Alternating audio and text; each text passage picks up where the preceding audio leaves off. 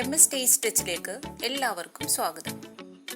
ഇന്ന് നമ്മൾ ഉണ്ടാക്കുന്നത് നല്ല സ്പൈസിയും ടേസ്റ്റിയുമായ നാടൻ തട്ടുകട സ്റ്റൈലിലുള്ള ഒരു കക്കയിറച്ചി കറിയാണ്.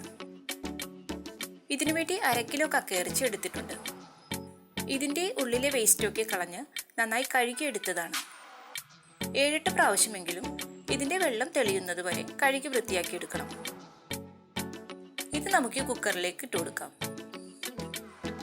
ഇത് സാധാരണ ഫ്രൈ ചെയ്തും റോസ്റ്റ് ചെയ്തും ഒക്കെയാണ് ഉണ്ടാക്കുന്നത്. എന്നാൽ ഇത് കറി വെച്ചാലും നല്ല ടേസ്റ്റാണ്. ഇതിലേക്ക് 1/2 ടീസ്പൂൺ മഞ്ഞൾപ്പൊടിയും ആവശ്യത്തിന് ഉപ്പും 1/4 കപ്പ് വെള്ളവും കൂടി ഒഴിച്ച് മിക്സ് ചെയ്ത് കൊടുക്കാം.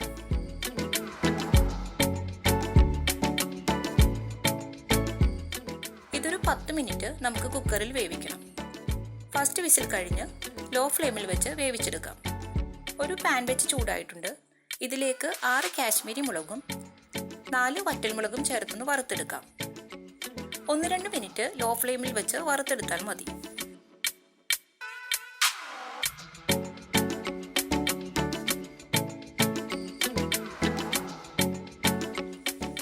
ഇത് ഈ പാത്രത്തിലേക്ക് മാറ്റാം.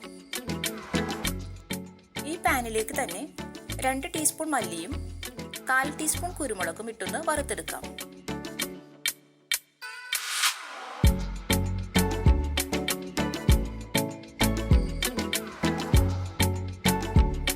മൂത്ത് വരുമ്പോൾ നമുക്ക് പ്ലേറ്റിലേക്ക് മാറ്റാം. കാശ്മീരി മുളക് കയ്യിലില്ലെങ്കിൽ നമുക്ക് 1.5 ടീസ്പൂൺ കാശ്മീരി മുളക് പൊടി ചേർത്താൽ മതി. പൊടിയാണ് ചേർക്കുന്നതെങ്കിൽ നമുക്ക് ഇപ്പോൾ ചേർക്കേണ്ട. തേങ്ങ വറുത്തതിന് ശേഷം അതിലേക്ക് ചേർത്താൽ മതി. ഇനി നമുക്ക് 1/2 കപ്പ് തേങ്ങ ചിരവിയതും 3 ചെറിയ ഉള്ളി അരിഞ്ഞതും കുറച്ച് കറിവേപ്പിലയും ചേർത്ത് ഇതൊന്ന് ബ്രൗൺ കളർ ആകുന്നത് വരെ വറുത്തെടുക്കണം. ഒരു മീഡിയം ഫ്ലെയിമിൽ വെച്ച് നമുക്കിത് വറുത്തെടുക്കാം.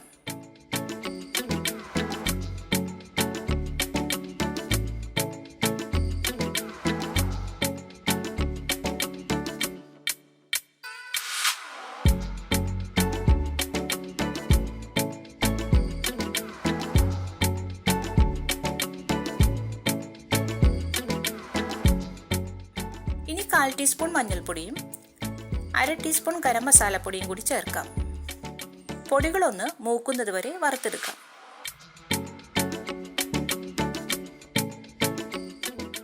കാശ്മീരി ചില്ലി പൗഡറാണ് ചേർക്കുന്നതെങ്കിൽ ഇപ്പോൾ ചേർത്താൽ മതി.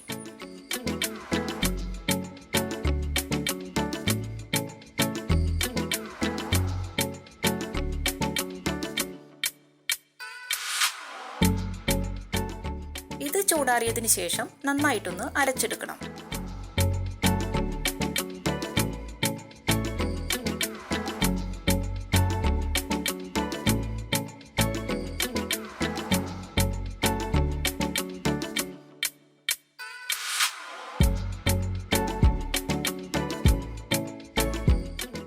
ആദ്യം ഇതൊന്ന് നന്നായി പൊടിക്കണം. എന്നിട്ട് 1 കപ്പ് വെള്ളമൊഴിച്ച് നല്ല പേസ്റ്റ് പോലെ അരച്ചെടുക്കണം.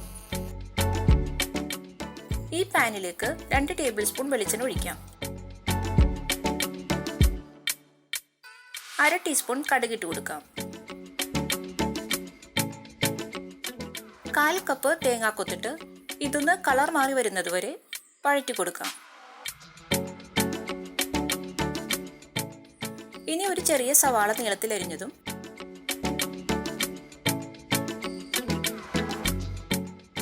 5 അല്ലി വെളുത്തുള്ളി ചതച്ചതും 1 ഇഞ്ച് നീളത്തിലുള്ള ഒരു കഷ്ണം ഇഞ്ചി ചതച്ചതും 1 പച്ചമുളക് അരിഞ്ഞതും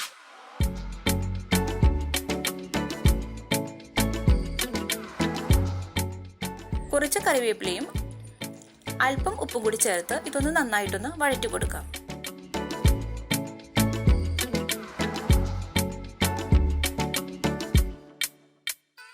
സവാളയൊന്ന് ബ്രൗൺ കളറായി വരണം.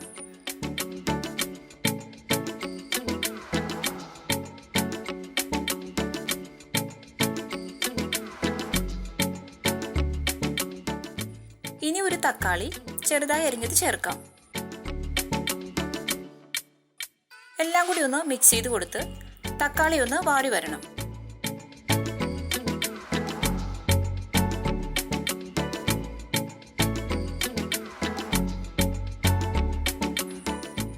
നമുക്കിനി അരച്ചു വെച്ചിരിക്കുന്ന അരപ്പ് ചേർക്കാം.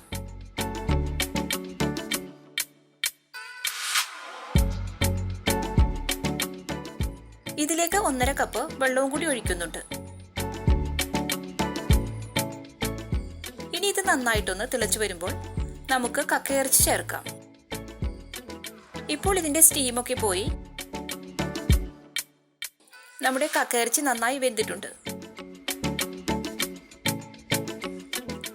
ഇനി ഈ അരപ്പിലേക്ക് നമുക്ക് കക്കയിറച്ചി ചേർത്ത് കൊടുക്കാം.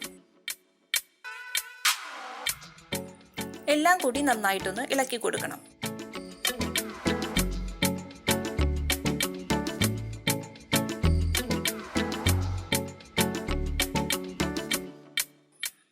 ഉപ്പ് നോക്കിയിട്ട് ആവശ്യത്തിന് ഉപ്പ് ചേർക്കാം.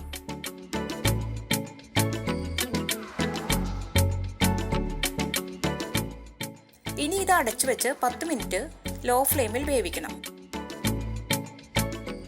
കക്കയിറച്ചിയിലേക്ക് അരപ്പൊക്കെ നന്നായി പിടിച്ചു വരണം.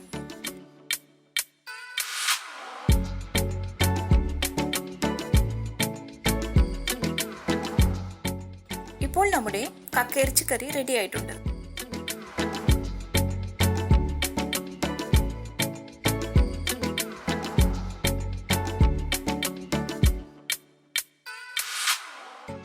കുറച്ച് കറിവേപ്പിലയും കൂടി ചേർത്ത് നമുക്ക് ഫ്ലെയിം ഓഫ് ആക്കാം. വളരെ ടേസ്റ്റിയായ ഈ കക്കയിറച്ചി കറി നിങ്ങളെല്ലാവരും ട്രൈ ചെയ്ത് നോക്കണം. ഈ വീഡിയോ ഇഷ്ടപ്പെട്ടാൽ ലൈക്ക് ചെയ്യാനും ഷെയർ ചെയ്യാനും സബ്സ്ക്രൈബ് ചെയ്യാനും മറക്കരുത്. Thank you.